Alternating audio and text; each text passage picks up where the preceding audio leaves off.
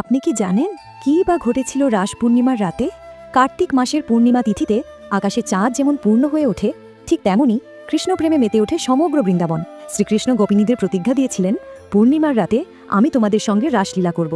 শ্রীকৃষ্ণের মধুর বাঁশির সুরে মুগ্ধ হয়ে সংসারের বন্ধন ছিঁড়ে গোপিনীরা ছুটে এলেন নিধিবনে। তারা এসেছিলেন কৃষ্ণপ্রেম উপভোগ করার জন্য। তাদের এই অটল ভক্তি দেখে কৃষ্ণ শুরু করলেন সেই মহামায়াময় রাসলীলা। যমুনার তীরের চাঁদের আলোয় সুরের স্রোতে গোপিনীরা নাচতে লাগলেন তার সঙ্গে। কিন্তু যখনই শ্রীকৃষ্ণ তাদের অধীন বলে ভেবে গোপিনীদের মন গর্ব অহংকারে পূর্ণ হলো, তখনই শ্রীকৃষ্ণ রাধাকে নিয়ে গোপিনীদের মধ্য থেকে অন্তর্ধান হয়ে গেলেন।